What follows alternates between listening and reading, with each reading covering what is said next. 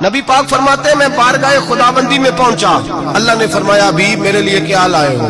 میں نے کہا مولا وہ لایا ہوں جو تیرے پاس کوئی نہیں۔ رب کریم کو سارا پتہ ہے، پھر بھی پوچھتا ہے محبوب میرے پاس کیا نہیں؟ فرمایا تیرے پاس عاجزی لے کے آیا ہوں، تجھ سے بڑا کوئی نہیں، تو کس کے آگے عاجزی کرے گا؟ سب سے بڑا تو ہے، میں عاجزی لایا ہوں۔ تو کہا ابھی مانگ لے۔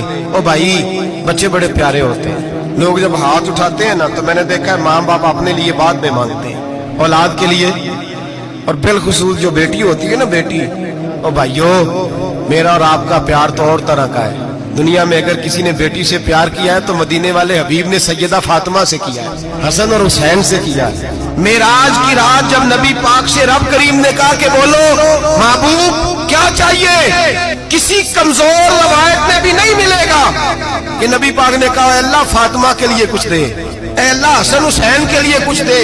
امتی بھول جاتا ہے، اسے خیال ہی نہیں آتا، یہ سوچتا ہے کیسے حضور کی فرما برداری کروں۔ میرے نبی کریم علیہ السلام فرماتے ہیں جب رب نے پوچھا کہ ابھی کچھ مانگ لے، نہ حسن کی بات، نہ حسین کی بات، نہ فاطمہ کی بات، نہ علی کی بات، نہ ابو بکر، نہ عمر، نہ عثمان، نبی پاک نے کہا اللہ تو میرے ساتھ گناہگاروں کی بات کر، اے اللہ تو گناہگاروں کی بات کر، یہ بھول جائیں گے، پھٹک جائیں گے۔ تو رب کریم نے کہا محبوب میں تیرے ساتھ وعدہ کرتا ہوں تیری آدھی امت بغیر حساب کتاب جنت میں داخل کر دوں گا۔ نبی کریم نے فرمایا مولا نہیں، یہ بات مجھے قابل قبول ہے، یہ بات منظور نہیں، ابھی تو کیا چاہتا ہے؟ تو کہا اللہ تو مجھے سفارش کا حق عطا کر، تو مجھے اجازت دے، میں کہتا جاؤں تو معاف کرتے جانا۔ حضور کہہ سکتے تھے نا چلو آدھی بخشی گئی بھئی آدھی اچھے عمل کرے، فرمایا نہیں مجھے حق شفاعت دے۔